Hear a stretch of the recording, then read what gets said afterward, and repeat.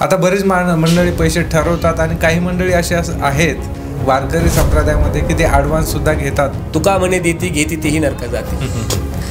देती घेती दोघं बी नरका जाती. प्रबोधन करून 4 पैसे त्यांना मिळत असतील तर याचा एवढा भाऊ असू नये असं माझं स्पष्ट होतं. किंवा कोणी चुकत असेल तर वारकरी संप्रदायात जात विचारायला कोणी आहे का? सध्याची काय सिच्युएशन, त्याला कोणीतरी विचारणारं पाहिजे ना. एक काळ असा होता लोक कीर्तनाकडे येत नव्हते. इंदोरीकर बाबांचे उपकार आहेत, तरुण मंडळी कीर्तनाला यायला लागली. आता यूट्यूबवाल्यांचे उपकार आहेत, जिटॉकीजवाल्यांचे उपकार आहेत. लोकांपर्यंत कीर्तन केलं. लोक पैसे द्यायला तयार आहेत ना, त्याला भारी दिसलं पाहिजे. आता त्यांना भारी दिसण्यासाठी आम्हाला भारी राहावं लागेल ना. संप्रदाय बदनाम करण्याची ताकद कुठल्याच एका व्यक्तीमध्ये नाही. नमस्कार, मराठी तडकामध्ये तुम्हा सर्वांचं स्वागत आहे. मित्रांनो, दर आठवड्याला कुठली तरी नामांकित व्यक्ती आपल्या चॅनलवर येत असते. असेच आज आपल्या सोबत आहेत सुसेन महाराज नाईकवाडे. सुप्रसिद्ध कीर्तनकार आहेत, शिवव्याख्याते आहेत. तसंच त्यांचे भाषण कला प्रशिक्षण केंद्र जवळपास संपूर्ण महाराष्ट्राच्या वेगवेगळ्या जिल्ह्यामध्ये ते कार्यरत आहेत. नुकतंच त्यांची भक्ती शक्ती नावाचे एक हॉटेलचं उद्घाटनसुद्धा त्यांनी केलेलं आहे. त्यानिमित्त त्यांचं शुभेच्छासुद्धा आपण त्यांना देऊया. आणि आजची जी चर्चा आहे या चर्चेला आपण सुरुवात करूया. महाराज नमस्कार. रामकृष्ण हरी, जय शिवराय. रामकृष्ण हरी. सुसेन म्हटलं की सुसेन महाराज नाईकवाडे.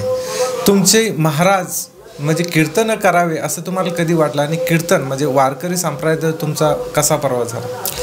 माझे आजोबा पकवाजू वाजवायचे. आज ते हयात नाही आहेत. पकवाज वाजवायचे. वडिलांचे वडील आजोबा. वडील अर्थ सांगतात. आजही रामायणाचा अर्थ सांगतात. गावातली पोथी आहे आणि गावात ते अर्थ सांगतात. म्हणजे मला परंपरेनंच हे लाभलं. माझ्या वडिलाची मिरासिका देवा तुझी चरणसेवा पांडुरंगा. मला परंपरेनं हे लाभलं. कुठंतरी गर्भावस्थेमध्ये असताना सुद्धा मी हे ऐकलेलं आहे. कारण मी आताच सांगितलं तुम्हाला की माझा जन्म मुळात रामायण चालू असतानाच माझा जन्म झालेला आहे. म्हणजे संदर्भ आहे. हां, म्हणून ते भिनलेलं आहे. मला आजही मी रामकथा करतो, शिवचरित्र कथा करतो. कुठंतरी या गोष्टी फार महत्त्वाच्या आहेत की तुमची आई तुम्ही गर्भात असताना काय ऐकते, तुम्ही गर्भात असताना आई काय ऐकते, काय पाहते, यावरून पुढची पिढी घडत असते. आणि म्हणून मी भाग्यशाली आहे की माझा जन्म माझ्या गावात रामायण सुरू असताना झाला. मी वेगवेगळ्या क्षेत्राकडे गेलो, शिक्षक, टीचर, लेखक, वक्ता, पण शेवटी कीर्तनाकडे आलोच. म्हणजे जे पेरलं जातं ते उगवलं जातं. शुद्ध बीजापोटी फळे रसाळ गोमटी म्हणतो आपण. इकडे कीर्तनाकडे मी वळलो. तुम्हाला असं कधी वाटलं की मी महाराज व्हावं किंवा याच्यात एंट्री कशी झाली तुमची? आधी व्याख्यानं करायला लागलो. व्याख्यानं माझी चांगली चालायला लागली, लोक बोलवायला लागली. नंतर गावात कीर्तनकार यायचे. खरं तर मी लहानपणीच कीर्तन खेळायचो. लहानपणी माझा खेळ काय होता तर कीर्तन. मी, माझा एक मित्र, आम्ही दोघं कीर्तन करायचो आणि बाकीच्या मित्रांना ते कीर्तन ऐकायचं. बघा, योगायोग जो मित्र लहानपणी माझ्यासोबत खेळ म्हणून कीर्तन करत होता तोही आज कीर्तनकारच आहे आणि मी आज कीर्तनकारच आहे. आणि बाकीचे मुलं कीर्तन ऐकायला बसायचे. म्हणजे गावात जर सप्ताह झाला तर सप्त्यातलं कीर्तन ऐकायचं. सप्ताह कसा होतो त्याचं निरीक्षण करायचं. मला वाटतं 5वी-6वीला असेल, 4थी-5वीलाच असेल. बालपणापासून. आणि मी ते कीर्तन केले गावात. लहानपणी मी कीर्तन केलं. खेळ म्हणून केलं, पण आवड ती लहानपणीचीच. नंतर मग इकडं मी शिक्षक नोकरी केली काही दिवस, व्याख्यानं केले काही दिवस. नंतर इकडे वळलो आणि मला वाटतं 2013-14ला आपल्याच मराठी तडका यूट्यूब चॅनलवर माझं संभाजीनगरलाच कीर्तन शूटिंग झालं. आणि हे कीर्तन शूट झाल्याच्या नंतर ते यूट्यूबला पडलं. त्यावेळी कीर्तनात शिवचरित्र फारसं कोणी मांडत नव्हतं. आणि तुम्ही मराठी तडका चॅनलनं हे लोकांसमोर आणलं आणि ते व्हायरलही झालं चांगलं. इथून पुढं मग गाडीचे चाकं जास्त फिरायला लागले. कीर्तन व्हायरल झालं आणि गाडीचे चाकं, मी प्रामाणिकपणे सांगतो, मराठी तडकाला कीर्तन व्हायरल झाल्याच्या नंतर इथून पुढं मी मग जास्त फिरायला लागलो, बरोबर. लोकांची मागणी वाढली आणि शिवचरित्र कीर्तनात त्यावेळी फारसं कोणी सांगत नव्हतं, म्हणून ते जास्त चालायला लागलं. तर यूट्यूबवर बरेचसे महाराज कीर्तन टाकू देत नाहीत. आता अशी सिच्युएशन आहे की सर्वांनी म्हणे नाही तुम्ही नका टाकू, आता आम्ही सुरू केले, स्वतःचे चॅनल सुरू केलेत. याबद्दल काय वाटतं मला? हा ज्याचा त्याचा विषय आहे, पण तुम्ही यूट्यूब चॅनलवाल्यांनी जेही काम केलं, महाराष्ट्रातल्या यूट्यूब चॅनलवाल्यांनी जेही काम केलं त्यानं संप्रदाय पार महाराष्ट्राच्या कानाकोपऱ्यापर्यंत गेला. म्हणजे संप्रदायाला फार मोठं करण्याचं काम म्हणाल मी. या मंडळीने चांगलं काम केलं, म्हणजे लोकांपर्यंत कीर्तन गेले. शेवटी कीर्तन करायचं आहे, 400-200 लोक बसलेले आहेत, 1000-2000 लोक बसलेले आहेत, पण एक कीर्तन लाख, 2 लाख, मिलियन, 2 मिलियन, 10-10, 20-20 मिलियनपर्यंत एक क्लिप जाते तुमची, जास्तीत जास्त लोकांपर्यंत जाता. जर कीर्तनं लोकांनी यूट्यूबला पाहिले नाही, यूट्यूबला टाकले नाही, तर यूट्यूबला दुसरं भरपूर आहे बघायला, लोकांना ऑप्शन भरपूर आहेत. पण कीर्तनं बघायला लावले तुम्ही, ते शूटिंग करणं, टाकणं, त्या पाठीमागं प्रचंड मेहनत आहे तुमची. पण सगळ्यात जमेची बाजू म्हणजे यूट्यूबला प्रचंड कीर्तन आहेत, प्रवचन आहेत, व्याख्यान आहेत, यामुळे लोक तिथं बघायला लागले. हे जर यूट्यूबला नसतं दिलं तर लोकांनी दुसरा पर्याय काहीतरी बघितला असता. मग चांगलं बघतायत लोक, ही चांगलीच गोष्ट आहे. जसं कीर्तन हे उदरनिर्वाहाचं साधन झाले बऱ्याच लोकांसाठी. जसं तुम्ही सांगितलं की तुम्ही 13-14च्या आसपास तुमची या एंट्री झालेली आहे, पण मागच्या 8-10 वर्षात खूप मोठा बदल तुम्ही सध्या बघत असाल वारकरी संप्रदायामध्येच. काय सांगाल एकंदरीत या सर्व बदलाबद्दल? हे बघा, गरजा वाढल्या. या 12-15 वर्षाचा विचार केला तर गरजा प्रचंड वाढल्या. मला बरेच लोक उदाहरणं देतात की पूर्वीचे कीर्तनकार तांग्यात यायचे, घोडा घेऊन यायचे. मग मान्य आहे ना, पूर्वीचे कीर्तनकार घोडा घेऊन यायचे, तांग्या घेऊन यायचे, फारसे पैसे घेत नव्हते, हे माहिती आहे मला. पण त्यावेळी साधनं कमी होते, पैसा कमी लागायचा, बरोबर, फार कमी लागायचा, आणि घोड्याला खायला पुरतं ते थोडंफार लागायचं.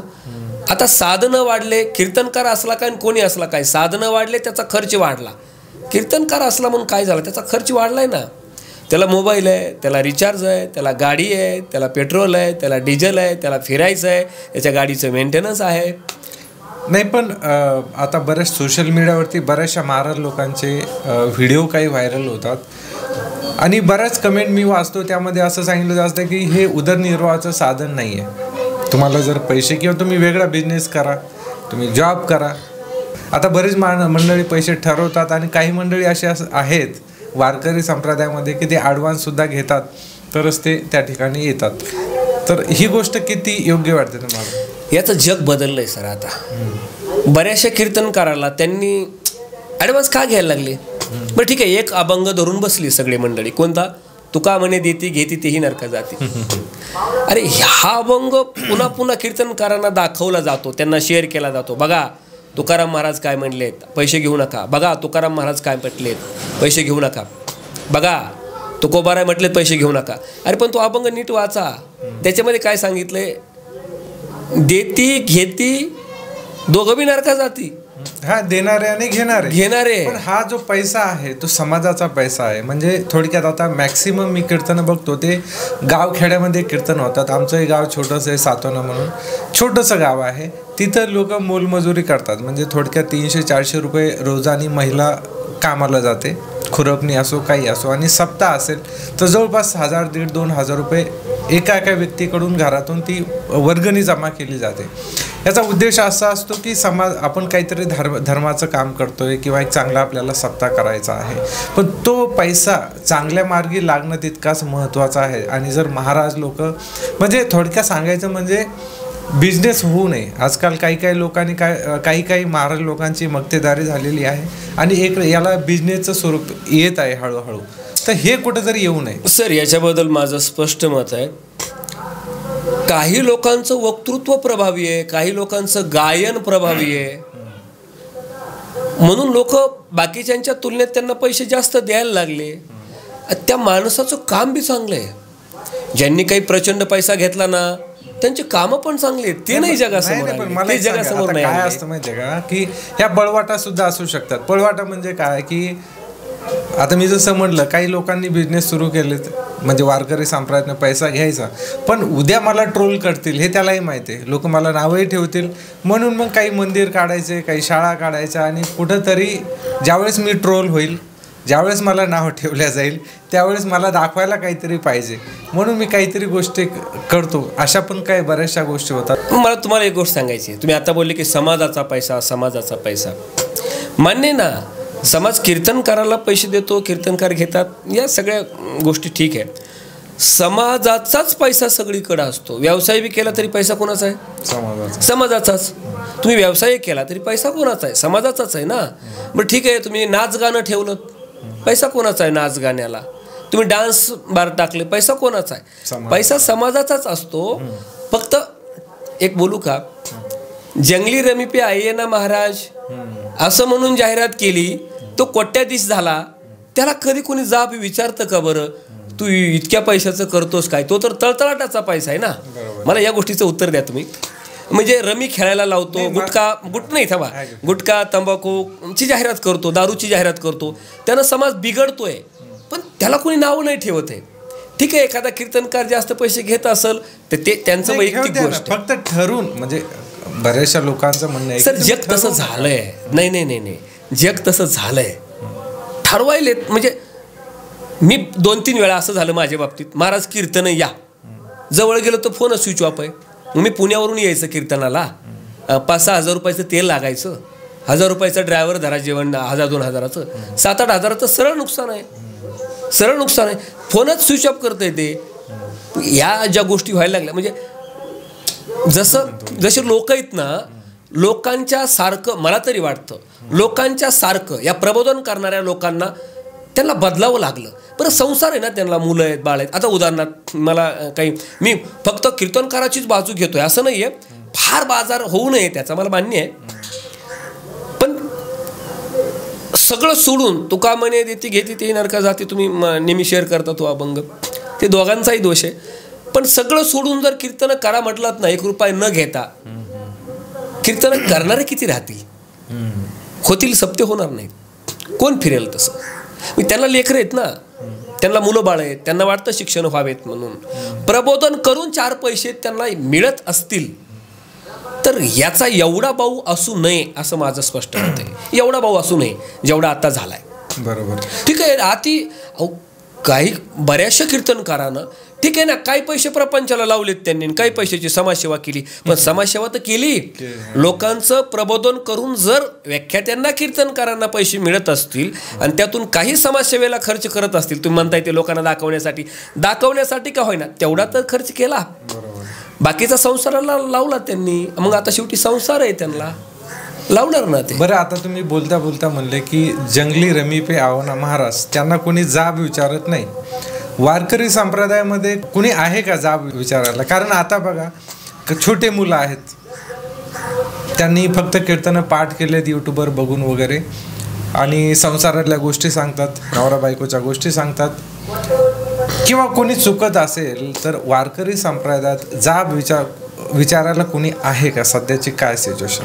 कोणी चुकत असेल, समाज तेवढा नाही, समाज सोशल मीडियावरती येईल, 2-3 कमेंट करेल, पण कुणीतरी एखादा व्यक्ती पाहिजे ना की जो जर आज वारकरी संप्रदाय एखाद्या व्यक्तीमुळे जरी लयात जात असेल तर कुणीतरी विचारणारं पाहिजे.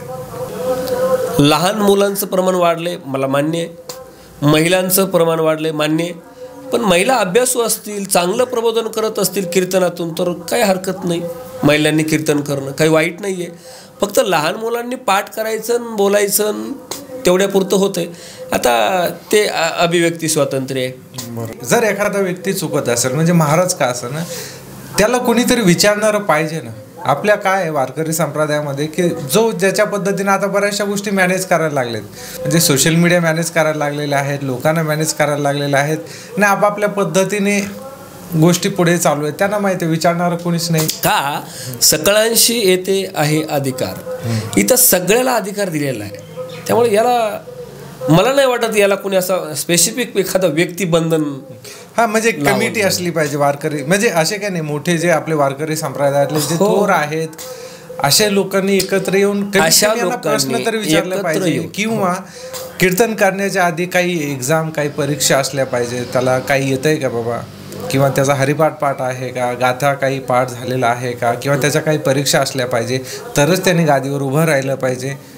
असे काही बंधन असायला पाहिजेत असं मला वैयक्तिक वाटतं. मुलं आहेत छोटेसे, जरा ते नादाच्या गादीवर उभे राहतात आणि सुरू करतात कीर्तन करायला पाठ करून. तर ॲटलिस्ट कुठले तरी मुलांचं थोडंसं मलाही वाटतं, बाकी आता माझा तो विषय नाही आहे, मी लहान तोंडी मोठा घास होईल, पण मुलांचं थोडं वाटतं मला. लहान मुलांनी हे म्हणजे कीर्तन हे अनुभव सांगितले पाहिजे. अनुभव आलिया अंगा ते या जगा देत असे, थोडा अनुभवी व्यक्ती पाहिजे. बरोबर. लहान मुलांचं जरा होतंय जास्त, पण आता शेवटी ज्याचे त्याचे विचार आहेत, याच्यावर मी बोलणं तरी उचित नाही, कारण मी छोटा माणूस आहे. तुमची मला थोडक्यात एक कमाल वाटते, कारण तुम्ही व्याख्याते आहात, कीर्तनकार आहात, भाषण कला प्रशिक्षण सगळं चालवतात. हे सगळ्या बाजू आहेत, वेगवेगळ्या बाजू आहेत. विशेष म्हणजे ह्या सगळ्या कशा मॅनेज करतात? आताच तुम्ही बोललात कीर्तन करायचा काहीतरी वेगळा व्यवसाय असला पाहिजे. वेगळा व्यवसाय आपला असावा म्हणून माझं भाषण कला प्रशिक्षण हे फार पूर्वीपासून आहे. मी तो व्यवसाय म्हणूनच करतो आणि प्रोफेशनली व्यवसाय म्हणूनच प्रशिक्षण करायला लागलो. कीर्तनकारामध्ये मी तर कीर्तनासाठी बरीचशी सेवाभाव सांभाळला आहे. म्हणजे मला जर कोणी वैयक्तिक, आता मी लोक का कोण पैसे घेते किती घेतले पाहिजे यावर मी कमेंट करण्यापेक्षा, मी तरी स्वतः माझ्या पद्धतीनं प्रचंड सेवा केलेली आहे. 13 वर्षे एका शाळेवर विना पगारी शिकवण्याचं काम केलं. रात्री कीर्तन करायचे, दिवसभर शाळेवर शिकवायचं. यूट्यूबला सगळ्यात जास्त व्हिडिओ भाषण कला प्रशिक्षणाचे मोफत टाकले. ही प्रचंड सेवा केली आणि आता त्याचा व्यवसाय म्हणून मी भाषण कला प्रशिक्षण हा व्यवसाय म्हणून आता करायला लागलो. व्यवसाय असला पाहिजे तो, आणि एक कीर्तनकाराने व्यवसाय केले पाहिजे, दुसरे इतर व्यवसाय केलेच पाहिजे. कीर्तनाला व्यवसाय करू नये हे माझं म्हणणं आहे.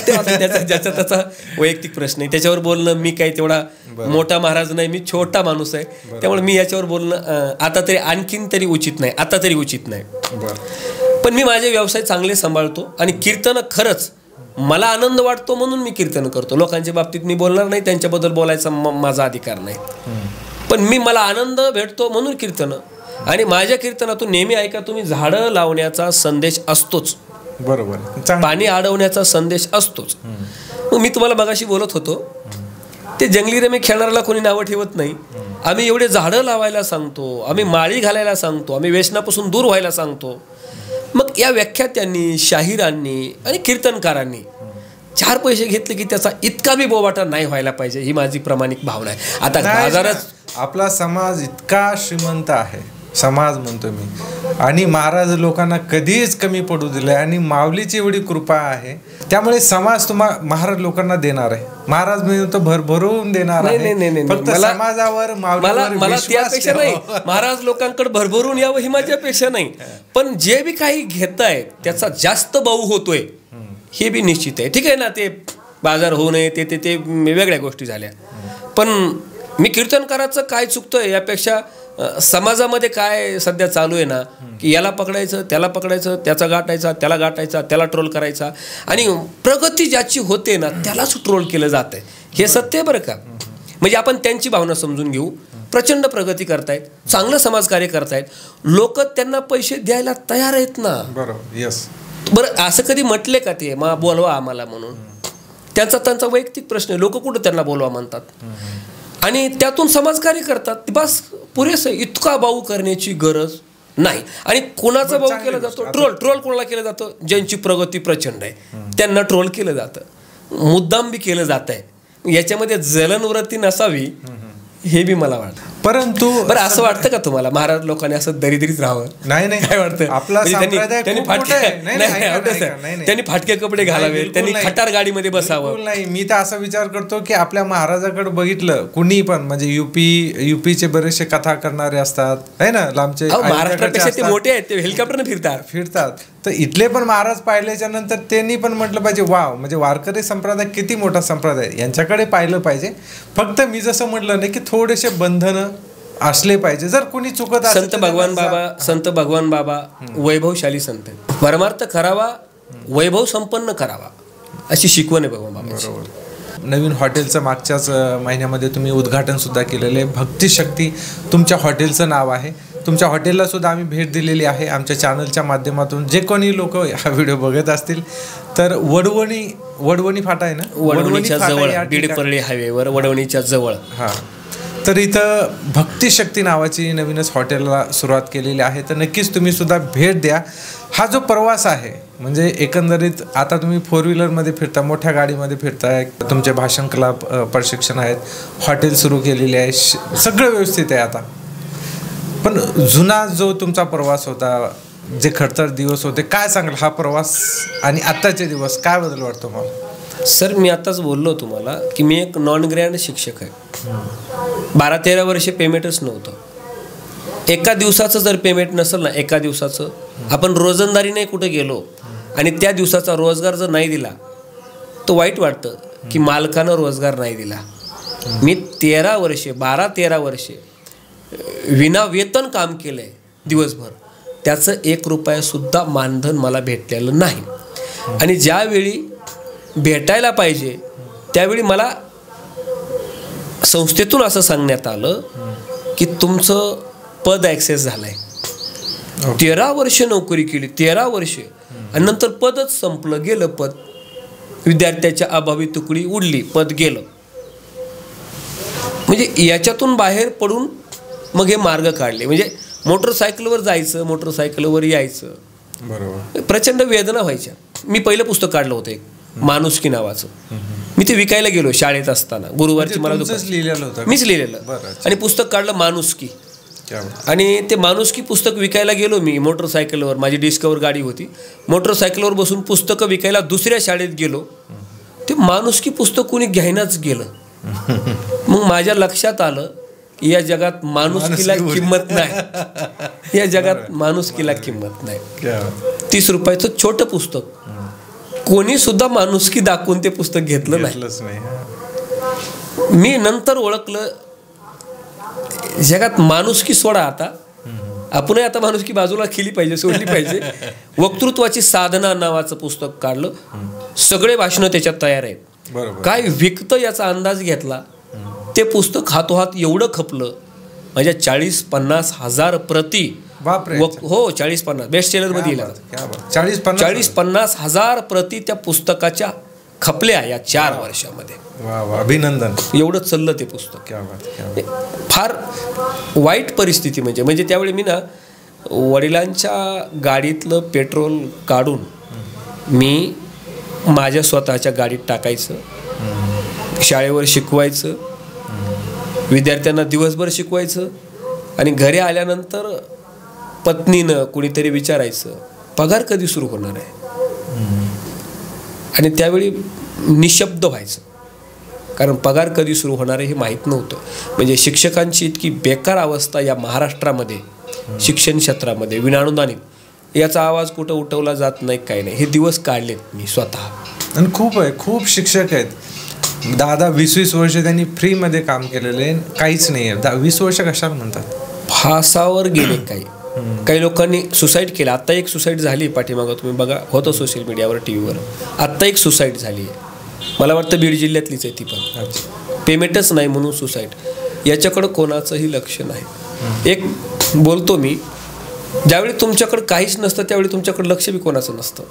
ज्यावेळी तुमच्याकडे भरपूर येतं सगळ्यांचे डोळे आपोआप लागतात. मग बरोबर. लोक जग हे उगवत्या सूर्यालाच नमस्कार, उगवत्या सूर्याला नमस्कार. तसली गोष्ट. आज किती व्याख्याते आहेत, किती प्रबोधन करणारे आहेत. त्यावेळी माझ्याकडे मोटरसायकल असायची. 1000-1500 रुपये घ्यायचो मी व्याख्यानाचे. कोणी बोलवत नव्हतं. आज मी जाहीर सांगतो, मी व्याख्यानाचे आता पैसे जास्त घ्यायला लागलो. गाड्या मोठ्या गाडीत जायला लागलो. लोक आता तोफा वाजवून स्वागत करायला लागले. जगाचा कल असा आहे. म्हणजे आजकाल असं झालंय, जो महाराज जास्त पैसे घेतो तो तितका भारी महाराज.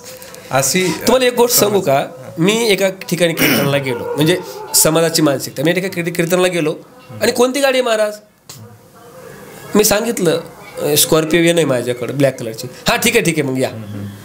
मग नंतर मी घरी गेलो.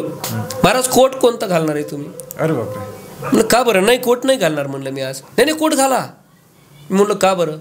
नाही म्हणले आम्ही लावले महाराजांना, मग आम्ही बोलवलेला महाराज असा भारी दिसला पाहिजे. बापरे.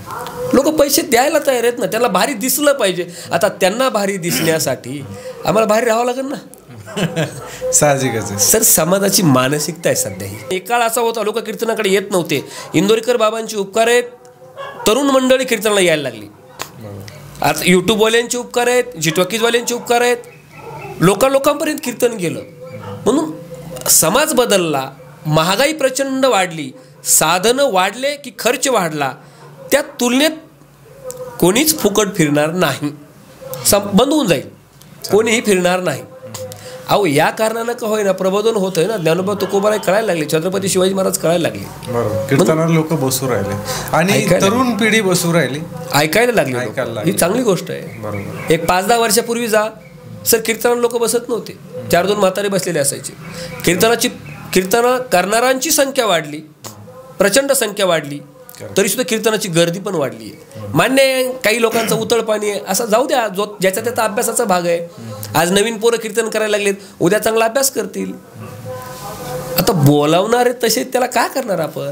बरोबर आहे. आपण काय म्हणू शकतो? हा आज्ञेने त्याला बोलू नका, सगळ्यांशी ते आहे अधिकार. तुमचं जे नाव आहे थोडक्यात वेगळं आहे. म्हणजे मी ज्यावेळेस पहिल्यांदा ऐकलं त्यावेळेस थोडंसं वेगळं वाटलं आणि अजूनही मला तुमच्या नावाचा अर्थ तितकासा लागत नाही. सुसेन काय अर्थ होतो किंवा काय याचा संदर्भ आहे, काय सांगा? आहे थोडं युनिक वाटतं नाव, पण या नावाला एक इतिहास आहे. ते म्हणजे प्रभू रामचंद्र वनवासाला गेले आणि वनवासाला गेल्याच्या नंतर लक्ष्मणाला शक्ती लागली. शक्ती लागल्याच्या नंतर जी वल्ली आणली होती ती सुषेण वैद्यानं दिलेली ती वल्ली होती. आणि आमच्या गावात रामायण चालू होतं. रामायणाच्या काळात लक्ष्मणाला शक्ती ज्या दिवशी लागली आणि ज्या दिवशी हनुमंतराय वल्ली घेऊन आले सुषेण वैद्यानं दिलेली, त्या सुषेण वैद्याच्या नावावरून माझं हे सुषेण नाव असं युनिक नाही आहे, जुनं नाव आहे, पुराणातलं नाव आहे. पण आजकाल हे सुसेन नाव म्हणजे खूप रेअर बघायला भेटतं. महाराज सध्या सोशल मीडिया जर आपण पाहिला तर बऱ्याचशा गोष्टी दिसतात महाराजाविषयी. काही क्लिप व्हायरल होताना आपल्याला दिसत आहेत. ठीक आहे, त्याच्यावर कमेंटही दिसत आहेत. त्यामुळे असं वाटतं की महाराज लोकांमध्येच काही एकी नाही. वारकरी संप्रदाय सोशल मीडियामुळे म्हणजे नाही का की थोडीशी बदनामी होताना दिसते सोशल मीडियावरती. तर काय सांगाल? संप्रदाय बदनाम नाही होणार आहे. संप्रदाय फार मोठा आहे. एखादा वैयक्तिक महाराज बदनाम होत असेल तो त्याच्या पुरता, संप्रदाय नाही. संप्रदाय अनेक वर्षापासून चालत आलेली परंपरा आहे, त्यामुळे तो संप्रदाय कधी बदनाम होणार नाही. महाराज लोक किती येतील जातील, संप्रदाय कधी बदनाम होणार नाही. हां, आता विषय काय, आपल्या धर्मामध्ये आपली माणसं आपल्याच धर्माच्या बाबतीत आपल्याच लोकांना टार्गेट करतायत. म्हणजे आमची माती आमची माणसं, आमचीच माणसं करायला लागली आमची माती. याच्यामुळे कुठंतरी होतं. एका महाराजाला वाटतं त्याला खाली ओढलं पाहिजे, दुसऱ्याला वाटतं त्याला खाली ओढलं पाहिजे. या भावनेतून पण केलं जातं हे. जलवृत्तीतून सुद्धा, जलनवृत्तीतून सुद्धा याला बदनाम करा त्याला बदनाम करा असे षडयंत्र होत आहेत. पण याचा संप्रदायाचा काही संबंध नाही. त्या 2 महाराजांचा तो वैयक्तिक प्रश्न आहे, किंवा ते काही 4 ग्रुप असेल, कोणाचा काय असेल, तो त्यांचा वैयक्तिक प्रश्न आहे. एक महाराज चुकीचा वागला, सगळेच महाराज लोक दोषी नाहीत. एक शिक्षक चुकीचा वागला, सगळे शिक्षक चुकीचे नाहीत. एक डॉक्टर चुकीचा वागला, सगळेच डॉक्टर चुकीचे नाहीत. एक पोलीस चुकीचा वागला, सगळे पोलीस चुकीचे नाही आहेत. एखाद्या जातीतला एखादा माणूस चुकीचा वागला, समग्र जात चुकीची नाही. म्हणून संप्रदाय बदनाम होतोय असं अजिबात काही म्हणण्याचं कारण नाही. कारण संप्रदायातल्या काही महाराज लोकांनी त्यांचा वैयक्तिक प्रश्न आहे, ते स्वतः बदनाम होतील. संप्रदाय बदनाम करण्याची ताकद कुठल्याच एका व्यक्तीमध्ये नाही. ज्ञानोबा तुकोबाराय यांचे विचार आहेत हे. संप्रदाय संतांचा परंपरा आहे. काही दिवसापूर्वी आपण एक रील पण पाहिली असेल की कीर्तनामध्ये काही मुलं नाही का, नारदाच्या गादीवर जाऊन संध्याकाळी रात्री मला वाटतं कीर्तन संपल्याच्या नंतर काही रील बनवतायत आणि काहीतरी हावभाव करतायत, याबद्दल काय वाटतं? सोशल मीडियाच्या माध्यमातून लोकांच्या पुढं जाण्यासाठी आपली रील कोणीतरी पाहावी या भावनेतून बऱ्याचशा मुलांनी फेटा बांधायचा, विना घ्यायचा, ते माईक समोर जायचं, ते टिंगल करायची.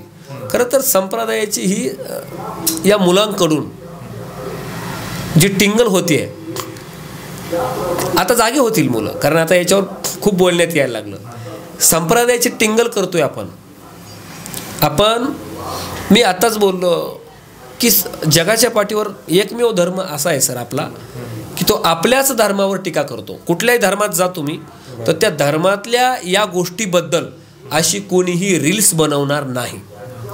कुठल्याही धर्मात जा, त्या धर्मातल्या ज्या काही गोष्टी आहेत ना, त्या धर्मातल्या इतर अशा गोष्टीची रील कोणी बनवणार नाही. थट्टा केली, स्वतःच्या धर्माची थट्टा केल्यासारखं येते, अशी कोणी कुठल्याच धर्मात करणार नाही. हे फक्त आपल्या धर्मात होतं. आणि म्हणून तरुणांनी हे लक्षात ठेवलं पाहिजे, तुम्हाला व्हायरल व्हायचंय ना, दुसऱ्या भरपूर गोष्टी पडल्यात, त्यातून व्हायरल व्हा.